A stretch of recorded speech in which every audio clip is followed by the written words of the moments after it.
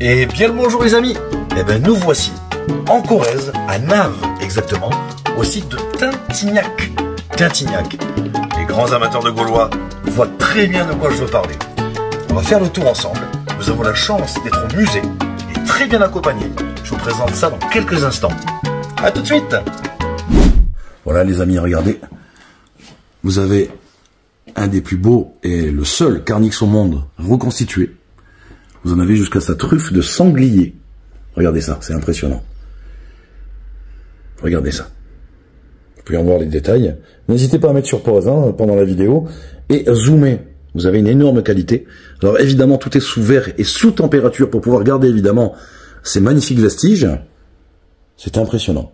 Alors il manque une oreille, évidemment. Il manque une oreille. C'est tout à fait normal. Voilà. Tout était exactement en bronze. Tout était en bronze. Je tiens à vous le rappeler. Regardez ces détails. C'est juste faramineux. Tout simplement impressionnant. Une orfèvrerie incroyable. Et là, vous aviez la bouche pour pouvoir directement souffler dedans. Ça se faisait directement à la verticale. Voilà. C'est impressionnant. Je ne sais pas si c'était si lourd que ça. Ça devait être lourd quand même, je pense. Je pense que ça va être 2 kilos. 2 kilos. Voilà, 2 kilos. Vous vous rendez compte quand même? 2 kilos. Regardez cette beauté. C'est impressionnant, messieurs et dames. Voilà. Donc, je vais vous montrer une autre spécificité également. Au niveau de ce carnix. Hop là. Regardez-moi ces détails. Regardez ça. Hop là. Eh bien, le son sortait également par la bouche, mais regardez, par les oreilles également. Et c'était très important qu'il sorte aussi par les oreilles, car cela a changé une certaine sonorité. Voilà, hop là. Voilà. Le seul carnix au monde retrouvé quasiment entier.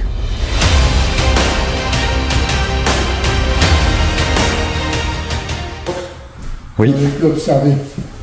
Donc ça, c'est l'image du site en 2003, quand tout avait été découvert. Vous voyez. Et on voit là, des socles. Là, ça c'est la photo au gros plan. On voit bien le socle de... Des socles des statues, les amis, qu'on n'a jamais retrouvés et qu'on ne sait pas. On ne sait pas si c'est gaulois ou gallo-romain.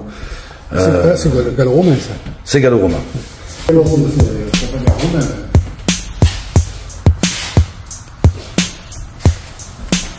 Regardez ça. Je le disais, tout à l'heure, on a retrouvé des épées, des fourreaux d'épées. Voici les armes qui vont être présentées. Voilà. On l'espère très prochainement. On l'espère fortement même. Et voilà, globalement, le site en 2003, tel qu'il avait été découvert. Regardez le site comme il a été découvert. Tout à l'heure, on était dans cette tenture là, vous voyez. Regardez ça. C'est impressionnant. Et donc maintenant, tout ça est protégé. Ah ben vous avez les monnaies. Tu vois, ça, c'est ça qu'on va nous sortir. Regardez un peu les monnaies. Les monnaies sorties également. Il faut que je fasse la fiche Vous avez des sesterces, du potin. sur le contenu des armoires. Voilà, vous avez un peu de tout. Voilà. De chaque vitrine. Grâce au travail des experts, un carnix voit enfin le jour.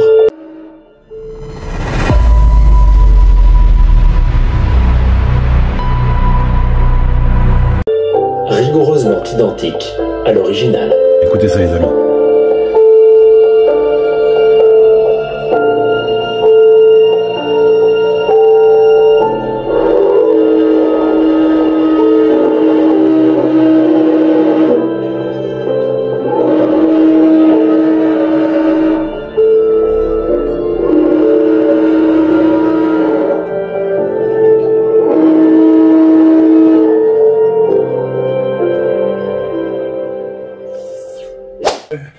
Alors on continue les amis, nous revoici.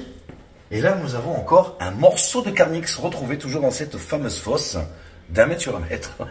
Je rappelle les amis que ces objets ont 2100 ans, ce n'est pas rien. Toujours le peuple des Lémovis. Alors Jacques, qu'est-ce que vous pouvez nous dire là-dessus? Alors, dans cette fosse, il y avait 7 têtes de carnix. On a retrouvé 7. Alors, dans ces têtes, il manquait une partie du corps qu'on n'a pas pu remettre en place, comme l'autre. Par contre, si on la présente, c'est qu'elle a la particularité, c'est d'avoir un autre faciès au point de vue tête. Cette tête, c'est une tête de serpent.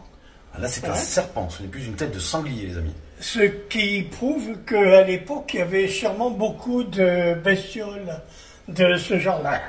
Et donc, cette tête est présentée à ce titre-là. Hein. Dans la fosse, il y avait 5 têtes de sanglier et 2 têtes de serpent. 5 têtes de sanglier, 2 têtes de serpent. Voilà, donc elle y est. Bon, elle n'a rien de particulier, de plus que la tête que vous avez déjà vue, hein, sauf qu'elle est, malheureusement, il manque une partie du corps. Voilà. Une partie du corps qui est sûrement existante. Dans les morceaux que nous avons, voilà, mais qui n'ont pas su encore être exploités. Eh bien, je vais vous montrer ça tout de suite. On va faire le tour. C'est une œuvre magnifique. Regardez ça, les amis. Regardez ça, c'est juste magnifique. Regardez ça. Alors, je rappelle que c'est sous verre et sous température. Hein. C'est très important. Regardez. C'est vraiment sous température. Voilà. Regardez ça. C'est juste impressionnant. Je rappelle que ces objets ont volontairement été cassés. Hein. Et malgré cela, on en trouve un état de conservation extraordinaire. Si vous êtes un peu curieux, regardez. Si on monte un petit peu au niveau de la tête, vous retrouvez 3 anneaux. Regardez. On voit parfaitement 3 anneaux. Regardez ça. C'est impressionnant. Eh bien, super. J'espère qu'on arrivera un jour à reconstituer ce carnix. Mais c'est une beauté sans nom. Allez, on continue. Et nous revoici, les amis. Et toujours devant un magnifique casque gaulois. Je pense même qu'il est unique, Jacques. Oui. Il est unique. Unique. Casque d'oiseau, les amis. Un casque d'oiseau. Le guerrier le posait sur sa tête. Alors, Jacques, qu'est-ce qu'on peut dire sur ce casque? Alors, que déjà, il est en bronze et qu'il a été entièrement forgé dans des plaques de bronze. On décompte un peu. Bon, quand on pense que ce casque comportait ce qu'on appelle des couvre-oreilles, il y a des trous sur le casque, effectivement, qui servaient certainement à rabattre sur les oreilles une protection. Tiens, d'accord. Hein? Alors, c'est pareil pour derrière la tête. Hein. Derrière la tête, il y a la même, on voit les mêmes trous qui servaient à de protection de la nuque. D'accord. Alors, particularité, eh ben, c'est-à-dire c'est une bête qui est magnifique. Ah oui. Il a une forme remarquable. Hein. Il semble parfaitement intact. Tout à l'heure, on vous montrera en faisant le tour. Non, il fait partie des objets sacrifiés de la fosse. Vous allez voir derrière. Vous verrez les coups d'épée derrière, sur le casque, pour la sacrifier. C'est le dernier objet qu'il y avait. Il était complètement au fond de la fosse. Tiens. Donc c'est le premier objet qui a été déposé dans la fosse. Tiens. Voilà. C'est un des plus beaux casques que l'on ait, parmi les casques que l'on a. D'autres viendront et seront présentés. Mais pour aujourd'hui, c'est le seul qu'on a présenté. Eh bien voilà. Ben, écoutez, vous voyez, c'est très intéressant. Le seul au monde comme cela. Nous n'en connaissons pas forcément sa signification. Non. C'était plutôt des casques d'apparat. D'apparat. Les chefs gaulois se trouvant un petit peu extérieurs à la mêlée, ils pouvaient très bien porter ces casques d'apparat au moment d'une bataille. Hein. C'est quand même un peu encombrant. Allez, soyons sérieux. Hein. Eh oui. Hein. Et un peu lourd. Le casque n'est pas très lourd. Ouais. Les tôles sont très fines. D'accord. Hein. Tout à l'heure, on a vu que le carnix complet faisait 2 kilos. Celui-là fait à peine 1 kilo, hein, ce casque. Oui. Mais ça fait 1 kilo. Oui, quand même. 1 kilo sur la tête, il faut quand même les porter, les amis. Il faut quand même le porter, le kilo sur la tête. D'accord, bah c'est très intéressant, effectivement. Et bien, vous retenez, encore là, nous sommes sur une sacrée exception. Eh bien, on va faire le tour de l'objet, vous allez voir, il a bien été abîmé. Alors là, les amis, vous retrouvez évidemment des coups d'épée sur ce magnifique casque à tête d'oiseau. C'est impressionnant, regardez-moi ça. Regardez-moi les détails, c'est juste impressionnant. Regardez ça. C'est impressionnant. Vous avez même, voilà, comme Jacques le disait, la protection pour les oreilles qui devait s'emboucher, juste ici, au niveau des deux troncs. C'est impressionnant. Voilà. 2100 ans d'histoire, les amis. Casque d'apparat. Allez, on continue.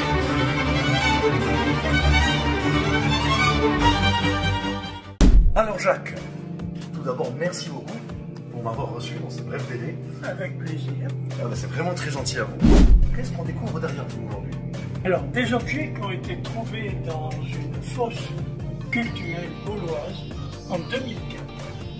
D'accord. Derrière, là, juste, c'est un carnix. Je dirais presque que c'est le carnix, puisque c'est le seul qui existe au monde à peu près entier. C'est pas rien. Donc, dans cette fosse, il y avait en même temps 6 autres carnix. Oui. Il y avait 9 casques. Oui. 9 casques. 10 épées. 10 épées. 10 fers de lance. Un bouclier. Un chaudron. Il n'est pas dit que ce soit pas le chaudron d'Astérix. Ah. Mais qui sait. Hein? Et, différents éléments que certains ne sont pas encore identifiés. D'accord. Je rappelle les amis qu'on est en Corrèze ici. C'était donc le peuple des Lémovis. Lémovis, hein. Sachez-le. Je vous donnerai après la traduction. Alors, effectivement, c'est une fosse, dans une grande fosse. Nous allons y aller tout à l'heure, hein, tous ensemble. Ne vous inquiétez pas, on y va ensemble. Nous irons sur site. Pour l'instant, nous sommes dans la salle d'exposition où nous avons la chance d'avoir ces objets qu'on ne voit nulle part. Détrompez-vous, des carnix, on en trouve quasiment nulle part. Là, vous avez donc une des plus belles pièces existantes. Hein. Vous pouvez y trouver donc à tête de sanglier. Ah, c'est bien cela? C'est une tête de sanglier. C'est ça. Jacques, une tête de sanglier. Nous allons y faire le tour hein, dans quelques instants. Et vous allez voir un peu ces détails. C'est une œuvre d'art exceptionnelle. On vous passera un petit son dans le reportage, évidemment, un petit son du vrai son du carnix. Vous verrez, c'est très sympathique. Et donc, eh bien, effectivement, Jacques, que peut-on dire sur le site de Tintignac? Oh là là là là là là. Que de choses. Bon, beaucoup de choses. C'est un site gallo-romain, déjà, dont on a commencé les fouilles, qui étaient des fouilles plutôt orientées gallo-romaines et origines de ce site. Et au cours des fouilles, nous avons trouvé, donc, l'emprise du temple gaulois. Une première emprise d'un temple gaulois. Donc, qu'on a examiné et qu'on a dépouillé au maximum. Temple gaulois situé à l'intérieur du temple gallo-romain. Au cours des fouilles qui ont été faites et dans la recherche aussi de tout ce qui avait pu être l'histoire de ce temple, nous sommes tombés, je dirais presque par le plus grand des hasards, sur une fosse cultuelle relativement petite, contrairement à ce que vous sembliez dire, puisqu'elle faisait 1 mètre sur 1 mètre, sur 30 cm de profondeur. Et dans ce petit espace, il y avait énormément d'objets qui avaient été sacrifiés. Tous étaient sacrifiés. Donc, ils avaient été cassés et mis dans la fosse dans un ordre bien précis. Dans un ordre bien précis. Pas n'importe comment. Mais on a retrouvé tous les objets rangés. On n'a pas pu tous les reconstituer, mais on a des tas de pièces, je dirais, disponibles, qui peut-être avec le temps viendront s'associer avec d'autres. Voilà, vous l'avez entendu. Donc ce sont des objets à l'origine qui ont été sacrifiés, cassés. Nous n'en connaissons pas évidemment la raison. Non. 2 hypothèses aujourd'hui. Soit les Gaulois ont fait disparaître les traces de tous les objets qui étaient cultes dans le temple gaulois. Donc ils les ont fait disparaître à l'arrivée des Romains. Oui. Soit c'est les Romains eux-mêmes qui ont fait disparaître après avoir envahi la Gaule et donc le site de Tintignac. Aujourd'hui on ne le sait pas. On semble un petit peu donner une prédominance à la version c'est les Gaulois qui l'ont fait. Oui. Mais aujourd'hui on manque d'éléments. D'accord. D'accord, très intéressant effectivement. Et Jacques, à quoi servait exactement le carnix? Très grande question posée, très souvent. Oh, c'est très simple. Ah. Là, par contre, c'est très simple. Le carnix, c'était le clairon de nos amis les Gaulois. Le clairon.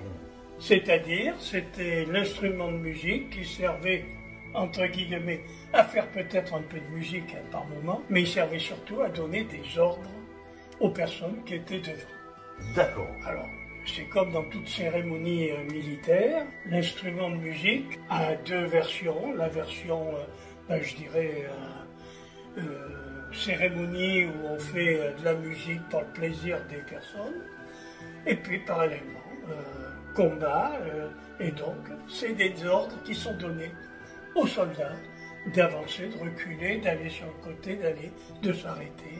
Voilà. D'accord. Le carnix a-t-il une spécificité particulière? Ah, il en a une, oui. C'est le seul instrument de ce type-là qui existe au monde. Ah.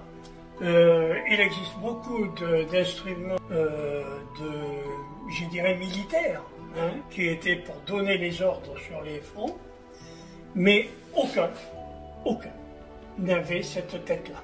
C'est la grande particularité qui était connue à travers le monde entier, que ce soit les Gaulois, les Grecs ou autres.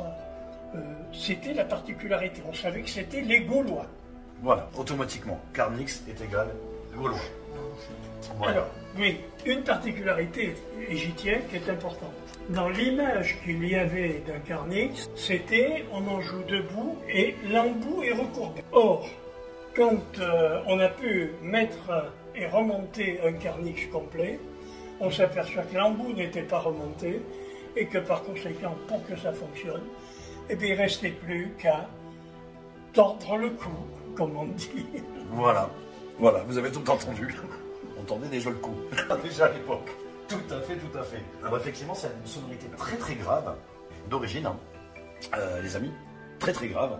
Un des instruments d'ailleurs les plus graves au monde d'origine, sachez-le. Aujourd'hui, on en est plus sur le saxophone, pour un instrument pas très similaire, mais en tout cas avec une certaine sonorité. Et là, vous avez vraiment également certains détails.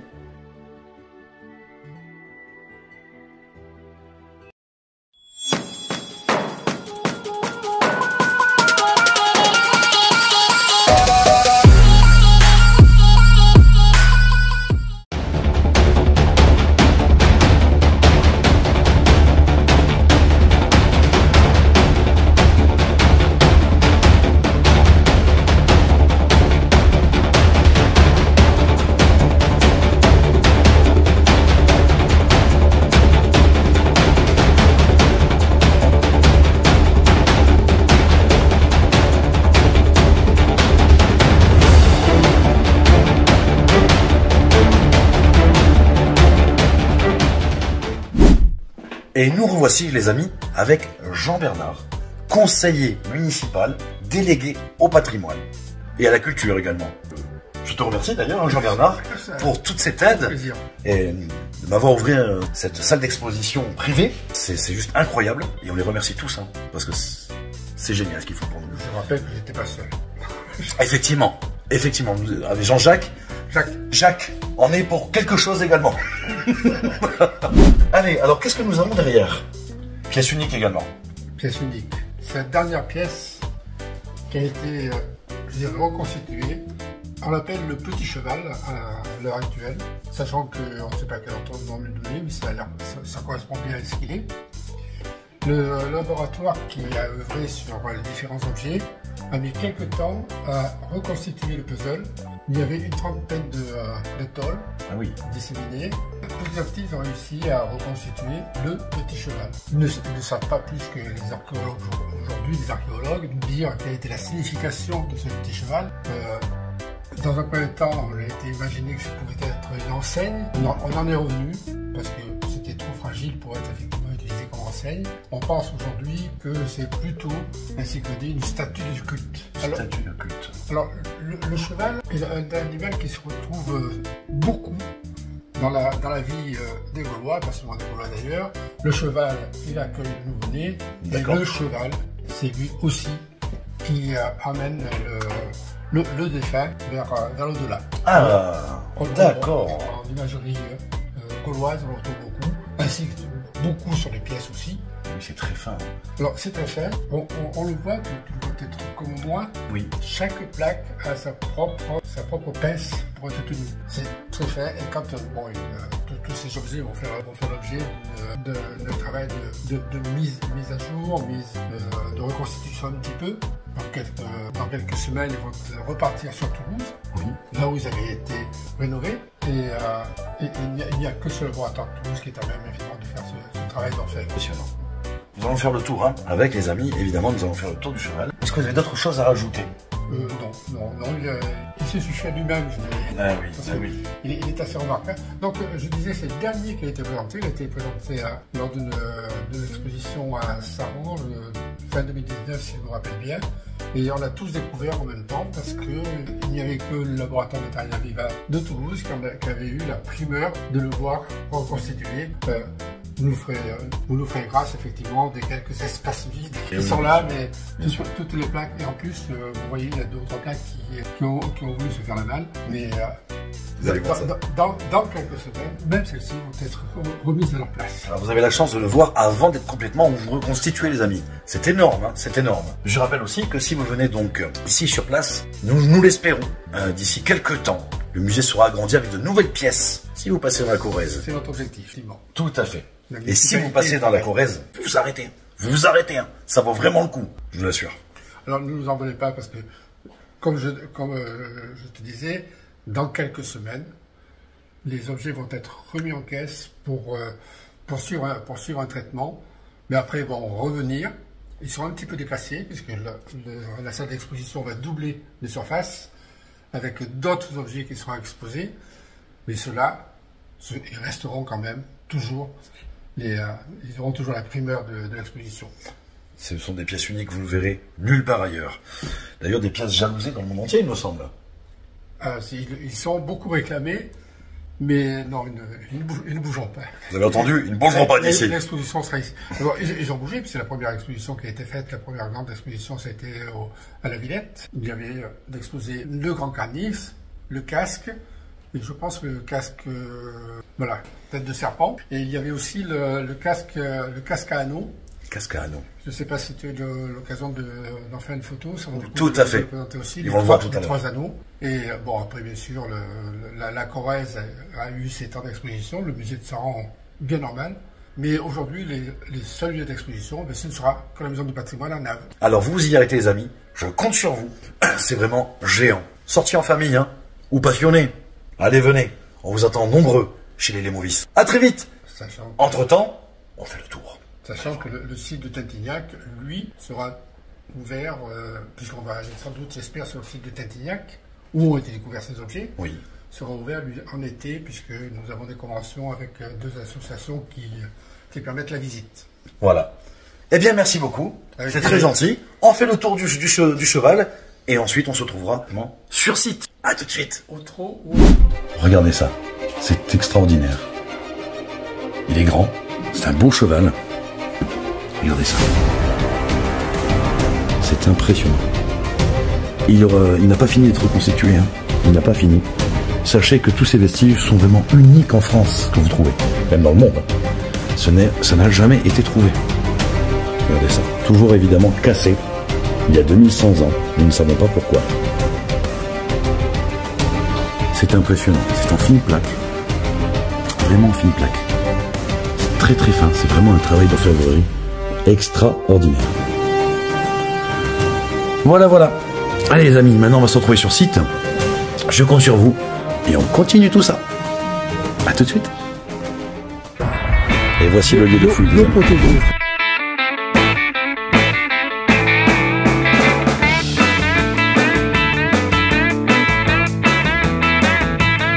Et les amis, regardez ça, c'est impressionnant. Une partie des fouilles, regardez, se trouve ici, jusqu'à la butte qui un jour sera faite aussi également. Voilà, quelques moutons sont là pour aider à désherber, on va dire. Hein. Tout à fait, c'est ça. Allez, on continue. C'est là-dessous, et puis un autre au loin, au fond, là-bas. D'accord. Puis, parfaitement reconnu aujourd'hui. Hein. Alors, donc on retrouve ce puits, les amis, hein, ce puits d'eau thermale. Le réseau d'adduction d'eau. Hein, sachant qu'on a, on a le château d'eau de la commune au-dessus. D'accord, d'accord, d'accord. Et bien regardez les amis, on va rentrer sous les bâches, sur le lieu de fouille. Le Fanum. Le Fanum, excusez-moi, oui, le Fanum. Le bâtiment de l'hémicycle. On va voir ça, tout ça de nos propres yeux, regardez. N'hésitez pas à faire des captures d'écran si vous voulez regarder en détail toutes les explications. Hop là. Et bien on continue. Encore une fois les amis, regardez ça. N'hésitez pas encore une fois à faire de la capture d'écran. Hein. Jusqu'au sanctuaire. Attention les amis, nous y rentrons. Ça y est, c'est parti. Waouh, regardez ça. Waouh, waouh, waouh, regardez ça. Alors si c'est pas beau. Alors ça, si c'est pas beau, regardez ça.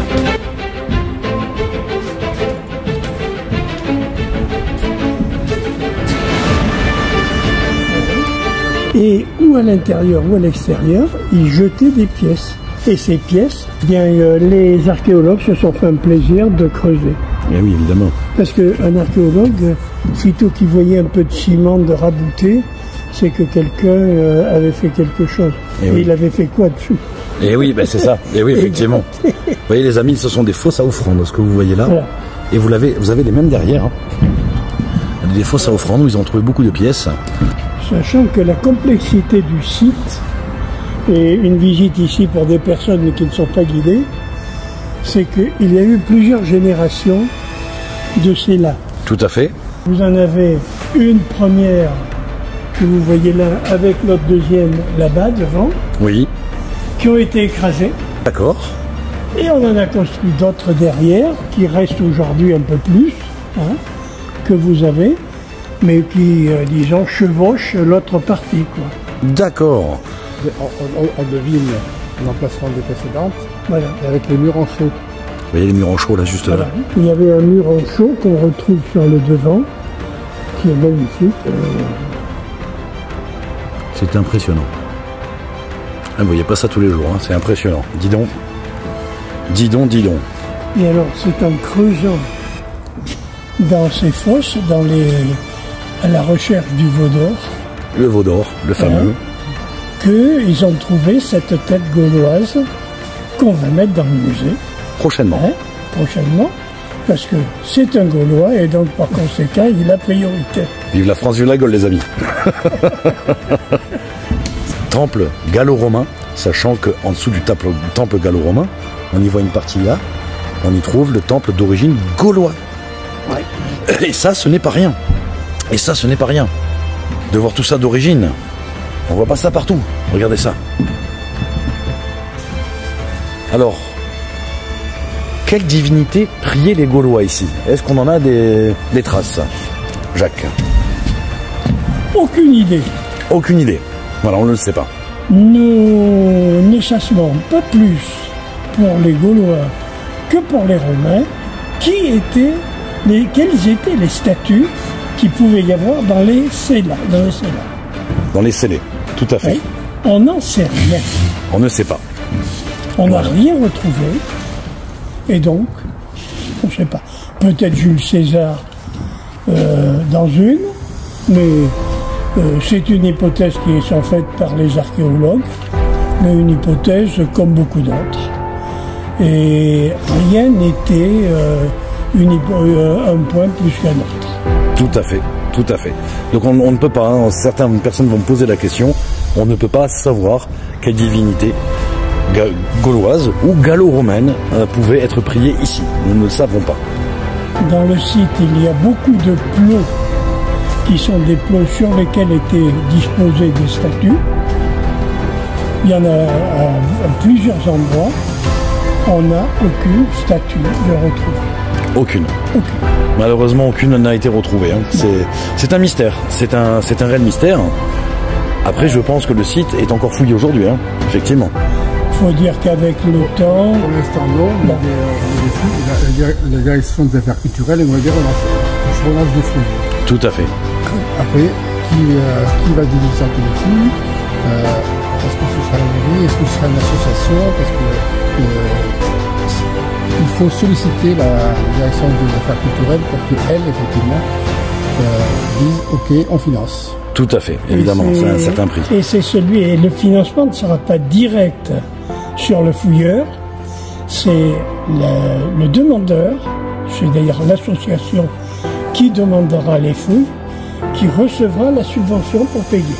Tout à fait. Dorénavant. C'est un gros changement. Le vendeur, la DRAC, attend qu'il y ait un vendeur. Voilà, tout à fait. Donc il faut vite constituer une association. Voilà. Je voulais atterrir sur ça. Voilà. Appel d'aide les amis, si vous avez quelques relations, hein, n'hésitez pas. Le site de Tintignac, en Corrèze, à Naves exactement. Voilà, n'hésitez surtout pas. Regardez ça, c'est juste incroyable. Je continue à vous montrer. Temple gallo-romain. Hein. Regardez ça. C'est impressionnant, impressionnant. Vous en avez vraiment de toutes sortes. C'est très rare de trouver ça hein, en France, hein, sachez-le. C'est assez unique. On y trouve différentes périodes, hein, gauloises et gallo-romaines au-dessus. Hein, vous voyez les différences de fondation, différences de couleurs, les différentes fosses, les différentes traces de poteaux également qui pouvaient s'y trouver. Hein. Et derrière moi, c'est exactement pareil.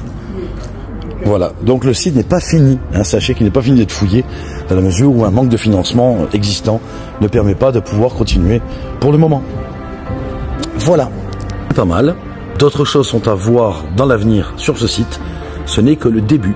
Nous avons déjà eu de la chance de voir des objets encore pas finis d'être reconstitués, ou qui ne sont pas encore déplacés, ou qui sont revenus, hein, pour certains se sont déjà déplacés, sont revenus. Je rappelle que dans le monde, vous ne trouvez quasiment aucun carnix, à part ici, en Corrèze, à Naves, peuple très intéressant gaulois. Et sûrement très très puissant, pour voir ce que je vois depuis tout à l'heure. Très peu connu, d'origine. Et ben voilà les amis, et ben sur ce, on va se laisser sur ces belles images, sur ces magnifiques images. Nous, on se retrouve très prochainement, encore une fois, je dors dans les forêts tous les soirs et je vais être prochainement avec vous en live pour vous montrer tout ça. Et nous irons sur d'autres lieux antiques, très très intéressants, voire pour certains uniques. A très vite et suavero. Vive la France, vive la Gaule. Alors regardez les amis, ici a été refait la reconstitution du site, regardez ça. Par l'association, regardez, un petit clin d'œil pour eux, parce que le travail qui a été fait est extraordinaire. Regardez ça, vous avez le forum, et regardez ça. Là, c'était là où nous étions tout à l'heure sous les tentes, avec les deux tours, les deux temples que vous avez vus, hein, un du côté droit de la passerelle, l'autre du côté gauche. C'était deux tours, hein, exactement, deux tours. Et regardez à quoi ça ressemblait. Magnifique reconstitution. Magnifique, magnifique. Si c'est pas impressionnant ça. Magnifique maquette. Vous voyez les amis, tout ce qu'on a vu tout à l'heure dans la salle d'exposition a été retrouvé ici, là, juste là, à cet endroit. Voilà, tous les objets de la fosse, tout était là. Voilà, dans la cour, devant, dans les bâches, hein, ce que vous avez vu juste avant, dans les bâches, eh bien tout était ici, à cet endroit-là. Là, je vous montre au niveau de la reconstitution. Regardez ça, c'est impressionnant. Il y avait 3000 places dans la reine. 3000 places, tout en marbre. Alors là, tout est recouvert pour le protéger, donc on ne peut pas le voir, hein, malheureusement. Tout est recouvert. Sinon, avec le gel, les plaques de marbre peuvent casser aujourd'hui, sachez-le, donc tout est recouvert. Et vous voyez les amis, là, nous avons une copie du Carnix en laiton. Vous avez vu tout à l'heure, dans la salle d'exposition, qui est le réel, là, il est complètement reconstitué.